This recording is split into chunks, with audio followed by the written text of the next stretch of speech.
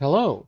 Anybody who's watching this, welcome to my reaction to Amazing Cultivation Simulator review, CCP Trademark Edition trademark. And before we begin, I want to explain a few things. I don't have to explain them, but I want to. Uh, Videos in the last about 2 weeks were recorded in the same like 3-4 days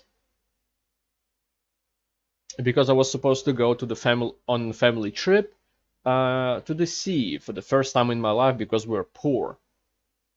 And as we were supposed to leave, in short story, as we were supposed to leave, and they came to my house, waiting for me to come out, and then we would go, the car broke down. They just stopped it to wait for me, and then when I came out and sat in the car, it couldn't start, so it didn't go anywhere. But I was supposed to leave for a week, and in order to not miss daily uploads, in order to still be a YouTuber, I don't know, to bring you low quality, low energy content. I recorded everything in advance, so when I was away, the videos would still come out. I did the same with memes on the community page, and the same with streams. That's why there were no thumbnails on Doom Eternal streams, because I didn't have time before we were leaving. And then I was too lazy to add them later, because they looked actually alright. But either way, that's what happened. That's why I recorded when I had a fever, I recorded when I was tired, because I kind of had to, with the way I wanted to do this myself. Now, back to this actual video, which is a newest CES video. The YouTube didn't tell me it came out. One people in the comments told me. I should have checked the name, but I didn't. Also, the cat wasn't there for those recordings, but now he is. So, yeah, I'm gonna be distracted again. Joy. Anyway, if you have a video for me that you want to react to, I felt like I left half sentence. Anyway, whatever. You can use the initial link in the description below, and I'll get to it as soon as I can. You can also use the comment section. That doesn't mean much, though. Don't get your hopes all the way up. Anyway, my leg has been bitten. And, let's begin. Subscribe if you want more low energy, low quality content. That's what I forgot.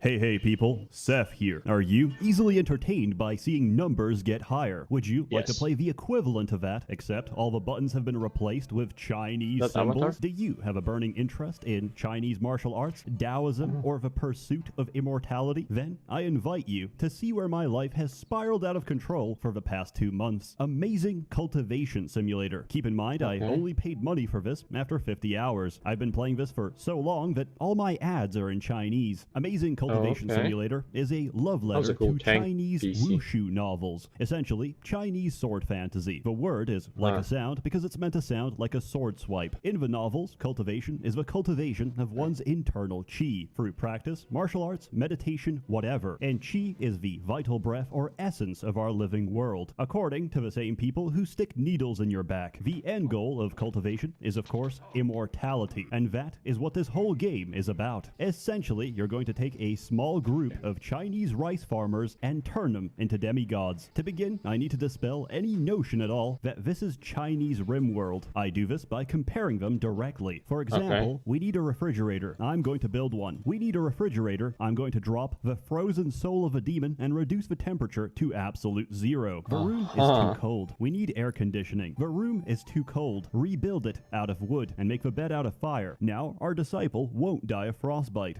He'll die of heat stroke. My colonist is crippled, disabled, and completely geriatric, so the cheapest option is to put him down. My disciple is an old, disabled nugget. We have regrown each of his limbs. Also, he's now a 14-year-old boy. We're under attack by bandits. We should get inside to safety. A man just decapitated my best friend from over 10 kilometers away with a flying fedora. Once you get past the obvious comparisons, you'll never mistake this game for anything else. To begin, you'll need to go through the tutorial. It's very quick and gives you a bit of background to the story. Unfortunately, the English voice acting is questionable. Luckily, this is a fantasy game, so the sound of women is optional. In contrast, the music is lovely and the visuals are gorgeous. Completing the tutorial unlocks the actual game, which is clearly and unambiguously labeled Classic, which, upon clicking, will show a huge list of sliders and settings to scare away the casual Guilo. Don't touch anything, just hit confirm. Shit. Next, you're gonna get trolled by the Chinese, because the developers think it's really funny that there's an almost certain guarantee that you just rolled a Yao Guai as one of your starting characters. Let me explain, white boy. In this world, you can cultivate as either a human or a Yao Guai, which translates to monster, but really we're referring to demons. Yao Guai, henceforth referred to as yogurts, are animals that have gained sentience and become humanoid. However, their existence is unnatural.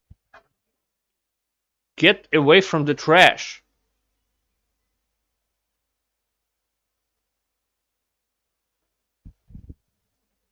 Maybe you won't be aggressive, come here. And eventually, they have to face tribulation from the heavens. It's sort of like God's punishment for being a furry. I wish I knew that before I lost my first waifu to a storm cloud. But because the random character selection randomizes race and 11 out of 12 of those races are different flavors of yogurt, you're very likely to land that. Until you know what you're doing, I don't recommend starting with dairy products. But if you want to speedrun the game, I recommend starting as the fastest animal on land. A turtle. You'll starve to death before you even reach the dinner table. Beyond this point, there's not much advice I can give. You're gonna suffer, and you're gonna learn from the experience. So, pick your starting perks and get into the game. That graphic was very World of Warcraft refining as your starting law because it's got very simple progression. And if you make a mistake, worst case scenario, you'll just die in horrific agony. If you followed the plot, the entirety of a Taiyi sect has been annihilated. You and a handful of others are the only survivors. Why was it destroyed, and by who? Whomst did this? Are questions you'll have to answer if you want to uncover the mystery of a Taiyi sect. But right now, your primary concern is survival. To help, a mysterious cultivator who was tight with your former sect leader drops by for the next 2 weeks. As long as he's alive, you're not gonna die. That is, unless you go to the bottom left of a map, in which case, you will both die. Let's get definitions going. You're running a sect, a school of cultivation. A sect has outer disciples that will happily do all of your mundane, tedious labor for a competitive salary of about $0. They're not slaves, as per se. We don't use that word here. It's more like an internship,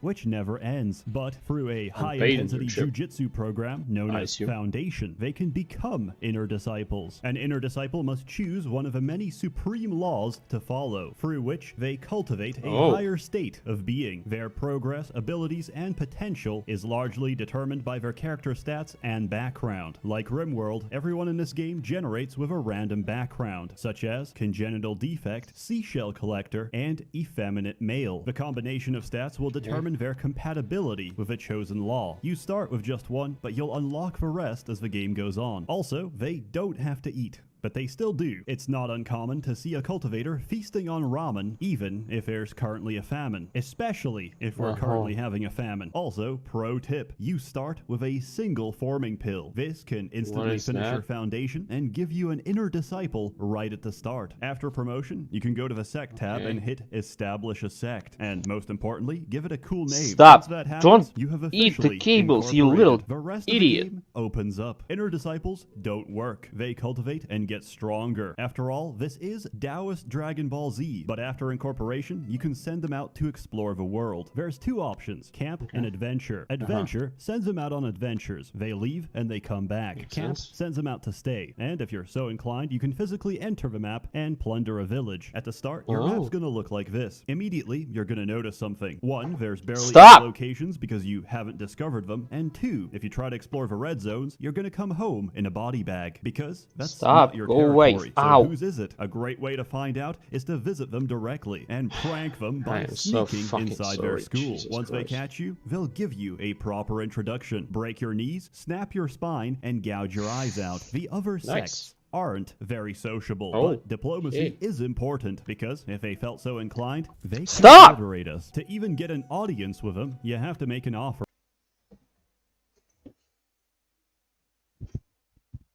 Stop that! I will not have another cat die from eating wires. You hear me, you little shit? I'm sorry. I'm very sorry. Your offering doesn't matter. Each time we're going to call you a broke-ass bitch anyway. That's why we wait for a cow to defecate, mark it as the trade area, and send our gift. Now you can trade. In a world of immortality, money is an abstract concept, so we're working on a purely barter-based economy. However, You gotta be fucking kidding me. Do not touch the wires. Not healthy for you. Just like my hair.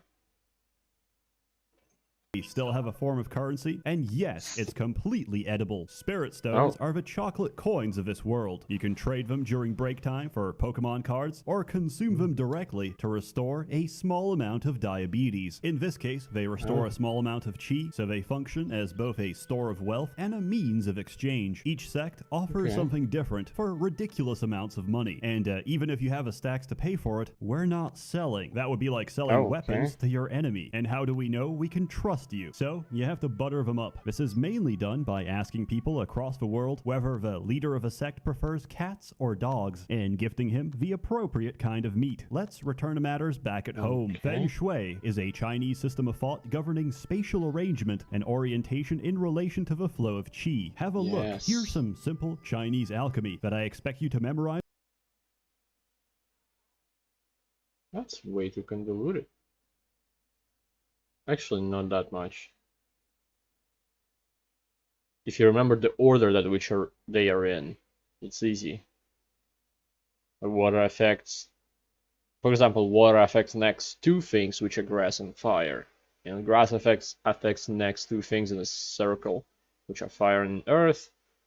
Understandable. By about 200 hours of play. Why do I have to learn this? Because everything in this game is subject to Feng Shui. Everything has an element and they interact with one another. Water nourishes wood. Wood feeds fire. Fire cools to make the earth. Earth produces metal, and metal holds the water, allowing it to repeat the cycle. Okay, metal? That's cool, Seth, but we don't have time for this. Wait, did my guy just die of heart palpitations? Why is the yin-yang symbol in this bedroom red? What the fuck does ominous mean? When in doubt, check the pentagram. Room of wood, bed of earth. Wood defeats earth, making the feng shui of a bedroom ominous. And if you sleep in that bedroom, you'll die of a heart attack. Replace the earth bed with a fire bed, and as wood feeds fire, the feng shui will become auspicious, which means good. However, if you sleep in that bedroom, you'll die of heat stroke. That's because fire and water control the temperature. In a more relevant scenario, each of the supreme laws practiced by your cultivators has an element. Feng shui affects the speed and success of their practice. So if you're a metal cultivator, you would avoid fire, as fire melts metal. However, if you told him to meditate in an empty room and fed him laxatives, the speed of his cultivation would increase with the volume of shit he produces, as feces is the element of earth, which promotes metal. If you're confused, I sympathize. There is no way you could possibly know that in Feng Shui, the orientation of a room's door is specific to its function. In other words, bedrooms face south, workshops east, and kitchens west. That's why everything in this game has a comment box, so you and your fellow Guilos can share ideas about what the hell is going on. Now, the main focus of this game is cultivation towards immortality, which can be summarized by the following post. You eat a pill, sit on your ass for several years, and once you're done, you go from rank 8 ping pong to rank 2 ching chong, which is still like 100 ranks below the heavenly golden dragon god emperor star ancestor. But it's okay since there are still about 3,000 chapters to go, and all the big dick characters that could kill you with a fart are currently busy. So you can go and wipe out a Ding Dong clan, which obsessively wants you dead because you courted death by destroying the King Kong clan after its young master picked a fight with you over your jade-like beauty childhood friend. Essentially, you're going to perform a bunch of opaque, esoteric, and poorly understood processes to help you reach a higher power level. There's 3 types of cultivation in this game, and I'm going to mispronounce all of them. Xiandao, Shendao, and Physical. Xiandao is most relevant because it makes up 90% of the game. Your process of cultivation is derived from Chinese internal alchemy, where instead of a cauldron, you use your body, and instead of reagents, you use your qi to form a golden core. Think of a philosopher's stone, except backwards. That's what a golden core is. Instead of drinking the elixir of life, we are the elixir of life. Xiandao is unique since you can transcribe your knowledge to a manual. This means a single cultivator can study from every other law and become exponentially more powerful. This can lead to interesting situations where someone might learn skills they really weren't supposed to, such as a male cultivator learning lunar form from the sunflower refining law, and by doing so, reversing his sex. Becoming female in this game results in the loss of your penis, which can be picked up and sold on the open market. You can even make money off this by regrowing your penis, which will, upon realizing that you're not meant to have one, detach immediately. Each time you harvest a crop of penis, you become the dick farmer. But I digress. To reach a higher power level, you have to perform a breakthrough. This is essentially a bottleneck.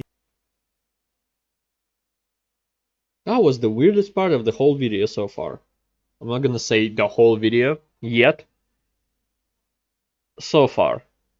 Okay. In your training, which you have to overcome or you can't progress. Golden Core, however, is different. It is the single most important breakthrough of your career. Every condition has to be perfect. The season, the weather, the time of day, the mental state of a cultivator, the element of a room, the chi density, and the amount of chi flowing through the cultivator's meridians. Get all those right, and you just might get a better result than I did. I genuinely thought I did pretty good for my first time. Tier 9, I thought to myself, that's a pretty high number. Tier 9 is the lowest tier of Golden Core. It is trash. Literally, swallow a rebirth pill and reincarnate yourself, my man. You fucked up. Early on, your Golden Cores are gonna suck. But with experience comes knowledge. And once you learn how, you'll be making some fat cores on a regular. Then there's Shendao Cultivation. Instead of cultivating your chi, you take in the chi of others through worship. Belief is power. And the more people believe in you, the more powerful you become. Once you establish yourself as a divine being with a realm of heaven, you can be the petty god you've always wanted. As a rule, I only answer bad prayers. Drought, bandits, famine, refuse. Don't waste my time. You wish that tomorrow your favorite brothel prostitute hasn't been taken?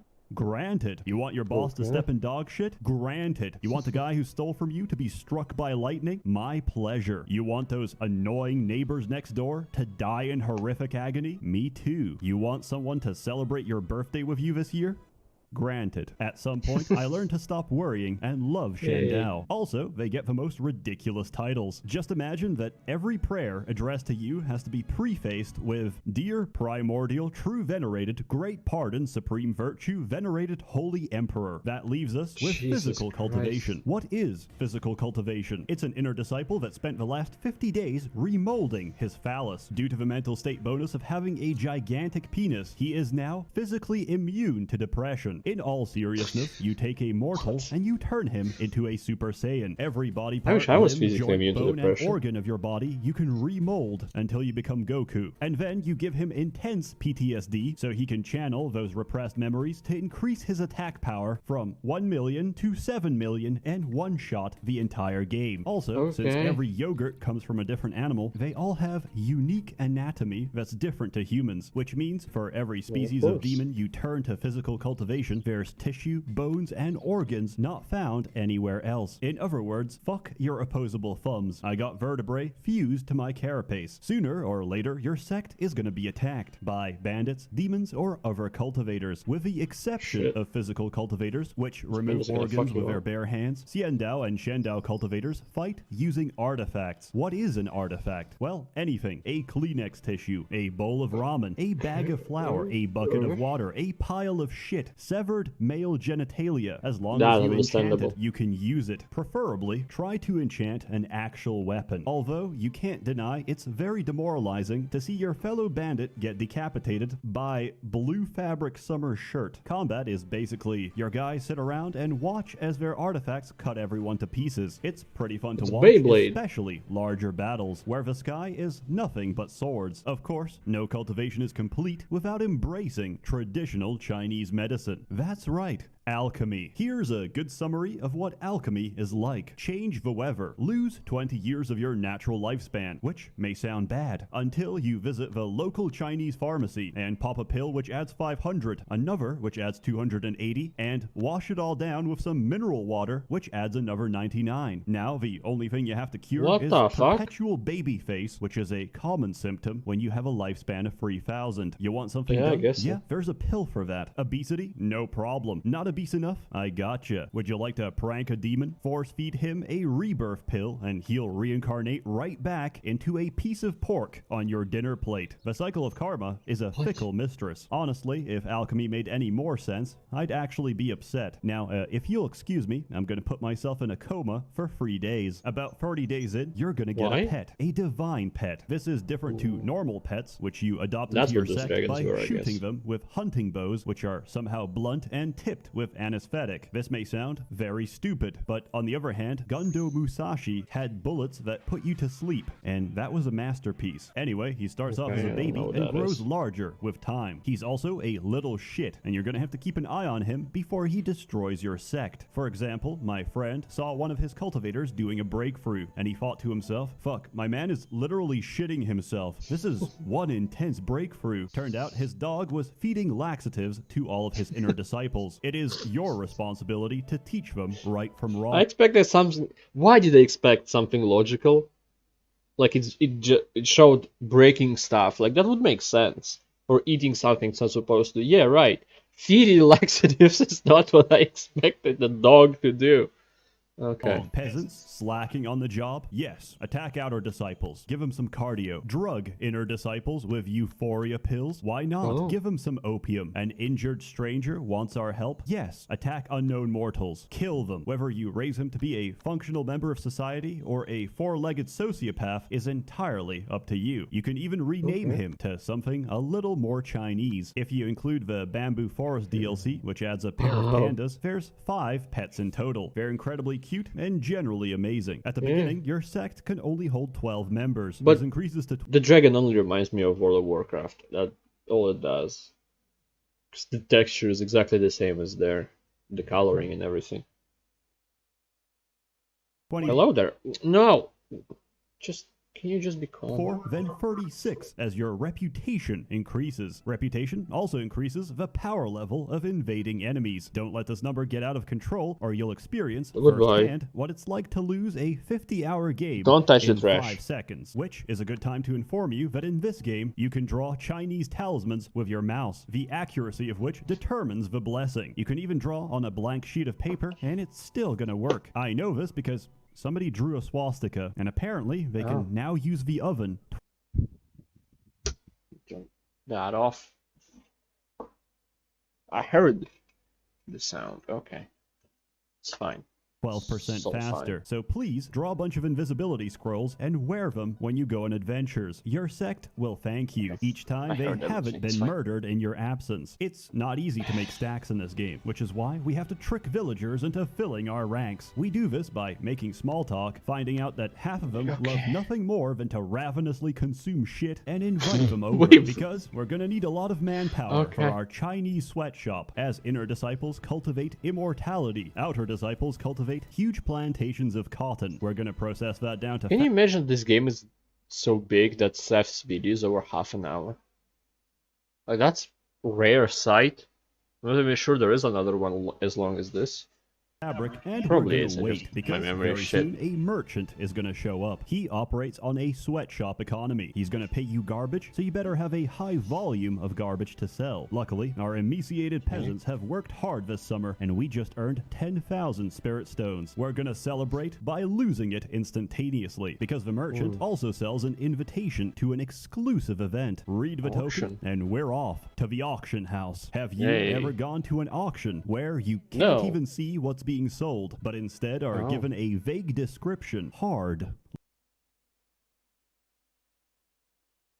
Isn't that how auction house works in Final Fantasy IX. Lumpy. A man's hand shoots up. I'll take it for 10,000. Not to be outdone, I raise his offer. I'll take it for 12,000. Another joins in. 13. Another raises. 14. The rest fold because they're poor as fuck. Those who remain keep raising. Eventually, 24, there's only 46. 2 of us. One final raise. 56,000. It's gonna be shit. I won the bid, but I dick. don't have 56,000. But they don't know that. The auction ends. It's time to pay. I can't pay. I am under arrest, but I'm not because I am a mannequin made of straw. I never went to the auction. I took a clone pill and sent my body double. And that is a good summary of the auction house experience. It's not about what we bid on. It's about why we do it. We do it to flex on the poor while keeping a low profile. Yeah, I guess important. You should expand when given the chance. You see, your sect is local, but we can export the culture, the lifestyle, and the religion to the rest of fantasy China. To do this, we establish agencies. Then we set a policy for each region and grow our influence. Depending on the policy, you get random events, which have to be solved using insanity. You get a bunch of buttons, which I assume is what a paranoid schizophrenic's dialogue options look like, and you press whichever one you think is appropriate to the situation. Options include talk, bribe, kill, seduce, or throw a rock at someone and stone them to death. Foreigner scamming the locals, murder him. Another sect is preaching about their faith, pay them 100 spirit stones to fuck off. Is it currently Ramadan in the Great Desert? Start handing out food. Believe me, the longer you do it, the more sense it makes, or the more warped and psychopathic your reasoning becomes. For example, you're building a wonder and some people drop by to ask what you're doing. Wrong answer, debate feng shui. Correct answer, beat them with a club. If you solve stuff correctly, you get a bunch more followers. Followers can dig up natural resources, generate belief that converts into experience, completely skipping the grind of cultivation, and be sacrificed for the greater good. You see, we're gonna need a lot of anguish soul gems, which are formed from a painful death in ominous feng shui. Luckily, with agencies, there's no shortage of fresh and willing mortals. With reputation, you can build a sect gate. This is the front door, where hopeful mortals arrive to prostrate themselves, begging to be recruited. But instead, we're going to build a hell gate, which is the same gate, but in a room with ominous feng shui at a comfortably cool temperature of absolute 0. We're gonna recruit mortals from every city. They will arrive, pray to Hellgate, and freeze to death in horrific agony. And the negative moral consequence of such an action,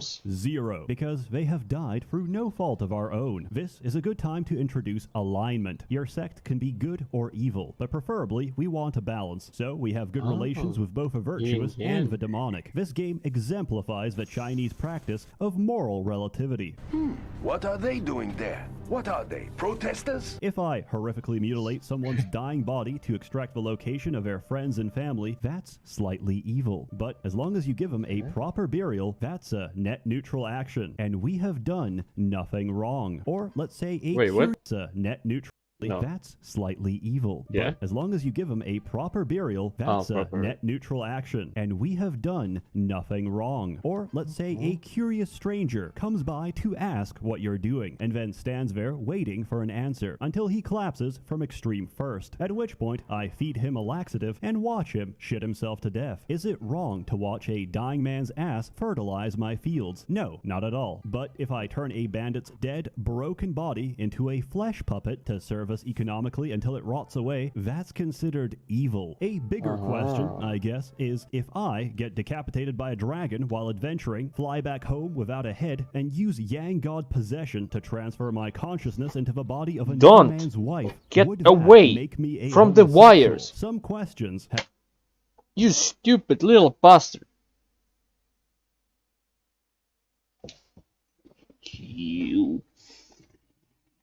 You stop this nonsense right now. Sorry, I had to go under the table. My headphones are falling off. Okay, gonna just lay in my hands like this. What happened fucking now? Oh, chair stuck on the carpet. That's great. Love carpets. Fuck. Have have no clear answer. Have you ever frozen to death during winter because the wall of your house stood up and walked away? Unfortunately, in this game, that's a frequent occurrence. Without warning, anything on the map can gain sentience. Sentient objects can also randomly enter the map, as I've seen entire pagodas march in and flatten my base. What's the point of them? To grief you. But more seriously, why are you so can fucking turn them into a angry? 14-year-old boy. Stop. What is the application of What this? is Well, this? you can take a shit, give it sentience, and turn it into a human, who you're Stop. going to call Big Chungus, because the guys Stop. on Discord data mined the Chinese code and found out that specific set of Latin characters ensures that the sentient spirit will generate with the highest stats possible. Then you're going to Big make Chungus? a literal piece of shit become a demigod and ascend. Fuck. I knew I should have locked you in a different room. There you go, there's a laser pointer. Now fuck off. To heaven, and that's what cultivation is all about. By the way, everyone who ever goes to heaven, whether by death or ascension, gets a little epilogue section, so you can follow the shenanigans of former disciples. Here's a sample of the literary gems you might encounter. Ming Wu reincarnated as an ant, but got drowned to death by a mean child who peed on the ant nest. Then he reincarnated into a parrot, but because he learned a lot of profanities and was swearing all day, someone plucked out his feathers and he froze to death. And in his next life as a human, he met a strange acting boy, and believing him to be an immortal in disguise that could teach him cultivation, he took him in as his own. However, as it turned out, the child was actually mentally retarded. Later on, you'll find out combat gets a little more complicated with the introduction of formations. To understand what that is, go to another sect and try stealing. The moment you do so, a gigantic bubble forms in the sky and tears you to pieces. This is called a formation. The leader of it is called the pillar, and everyone around them an auxiliary. It follows the rules of Feng Shui, so different elements will feed each other. Okay, I wanna ask. Maybe somebody else said that, and when I get scratched or bitten, not necessarily by a cat, just any kind of little wound, like no blood or anything, just some damage to the skin, it start like to... Can you fucking move? Lay there, fuck off. It starts to itch and it becomes like a... kind of looks like a mosquito bite, or maybe like a poison ivy irradiation? I don't know. Whatever. I have that for like a week.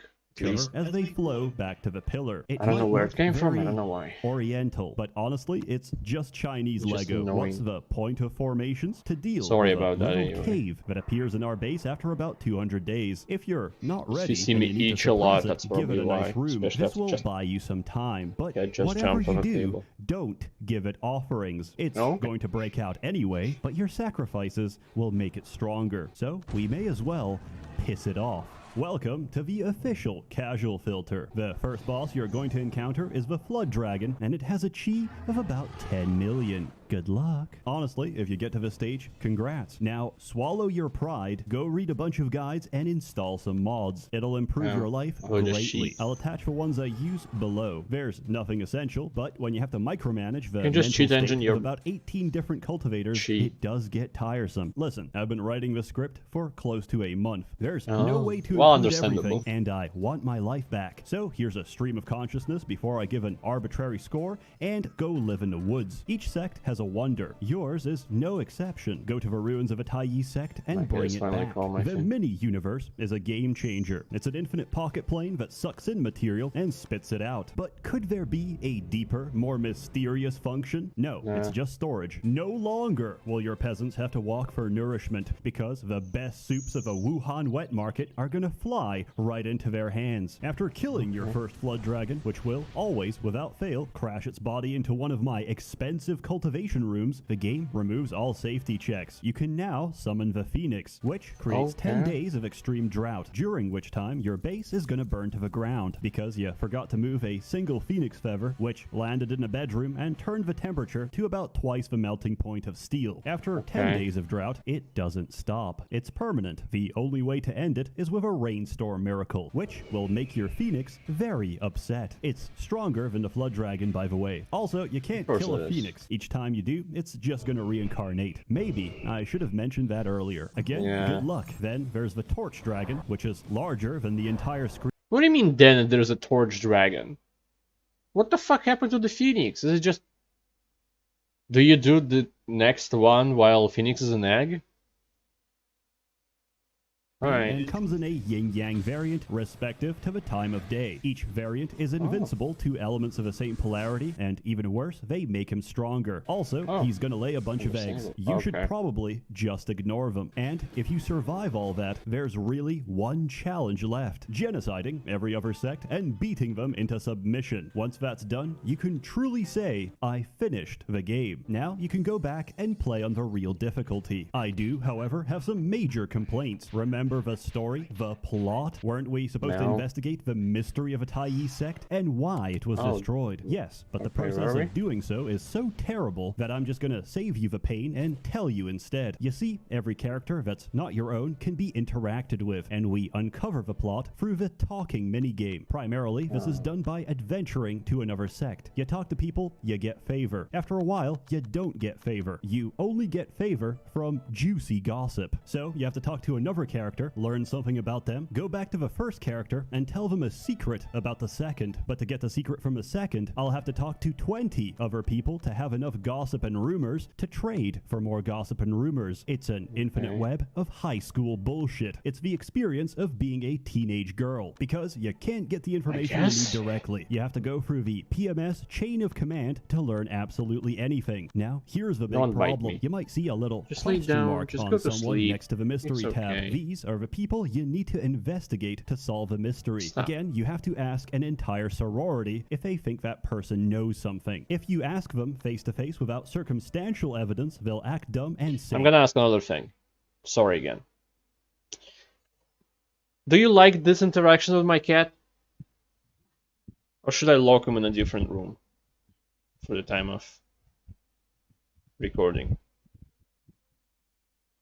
Because I can't do that. It will be annoying and he's probably gonna ruin something there while he's outside of this room. But I can do that for your pleasure. Just comment that. Nothing. And even if you care, or don't comment nothing if you have to open don't up care to give you that information, which is dependent on their personality. If they're naive, that's the best case scenario, because you don't have to do anything. If they're greedy, you have to bribe them. If they're weak, you have to kill them. If they're tough, you have to gaslight their personal weakness. But if they're withdrawn, why is this fucking game so complex? Because the only way to make a withdrawn person open up is to make your spirit dog act playful in front of them. This requires a fully grown spirit dog, which can take hundreds of days, and each time you do it, he loses intelligence from the retardation of this minigame, which takes 10 to 20 days to recover. About 20 hours in, my eyes bloodshot and attention slipping, I managed to solve the first two mysteries. You do this by finding clues, participants, and motives, and slapping them together. The more you find, the more complete and accurate your solution is. Then, I talked to the next 5 characters, and they were all withdrawn, and I quit the game. I have never seen a story mechanic that's more laborious, difficult, and poorly thought out. But it doesn't end there. It gets better. You can do all of that and still hard lock yourself from completing the game because you didn't pick the right option for a specific event on day 565. Or you waited too long and someone essential to the plot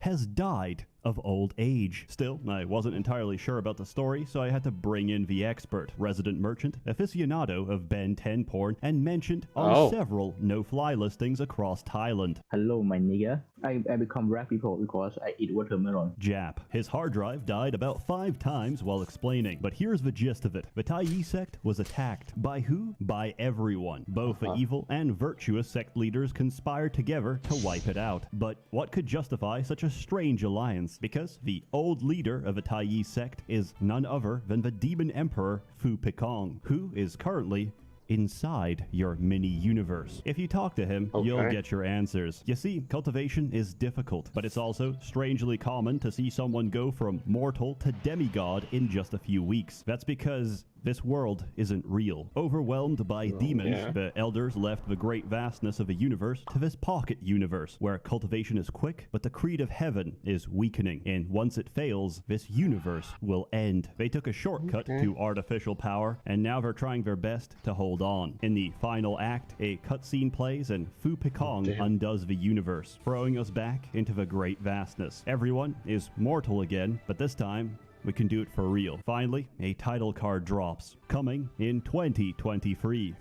Bug Snacks 2. And that's the story of amazing Cultivation Simulator. So you never have to go through. What do you mean coming to it? Tell me, for the love of fucking God, that in 2023 is supposed to come out second game, and this wasn't a demo for the game that to come out. Go!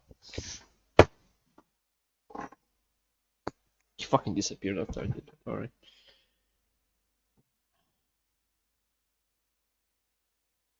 I probably will look him for the next reaction. Fuck's sake. That horrific experience. In conclusion, I give Amazing Cultivation Simulator 10 out of 10 Euphoria pills. You gotta be fucking shitting me. I'm gonna tell you a story. About a week ago, he hurt his leg. I don't know how, I don't know why, but he was limping.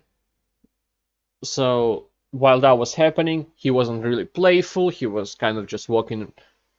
He was mostly sleeping or just laying there because I guess walking was a bit difficult. But when he was limping and he was never running. But that was the best time I've had him because he wasn't biting me at all. He was mostly just calm there sleeping. He was very... What the fuck is the word I'm looking for? Welcome fucking back. Thanks. Thank you. Thank you a lot.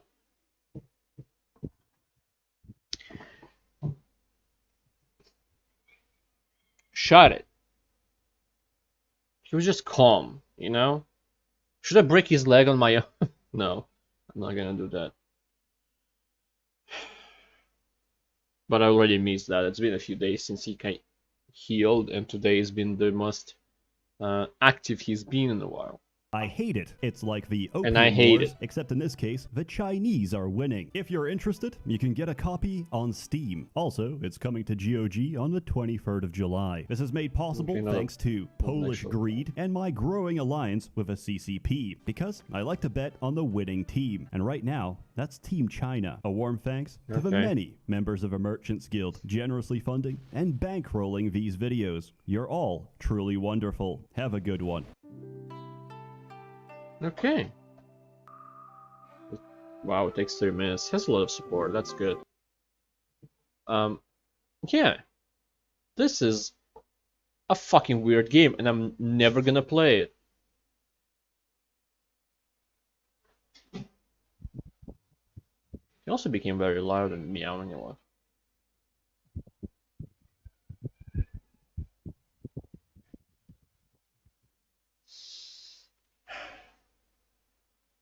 I should have gotten myself a cat. There are moments when it's worth it, but it's not right now. Anyway, yes, it's a weird game that I'm never gonna play, and I hope I never see again in my fucking life. But I cannot I can't not congratulate Seth on beating it. Well, I guess not the story, but he went through most things, so because it's fucking insane. I don't understand. And after seeing this, I need a fucking cigarette. So, thank you, anybody who watched this. And I'm very sorry for the cat bullshit. Tell me if you want to see more of me sacrificing, suffering with my cat. There it is. There's the scratches he gave me that are now above the skin and becoming white and itchy. Oh, here too. It's great. Just tell me in the comments. Should I lock him in a different room? Should I not lock him in a different room? I'll wait for your response. And for now, thank you, anybody who watches. I appreciate it a lot, and I hope to see you next time. And to do that, you can subscribe, and that will make it easier to find my low energy, low quality content. Thank you again, and goodbye. Have a great life, because one of us has to.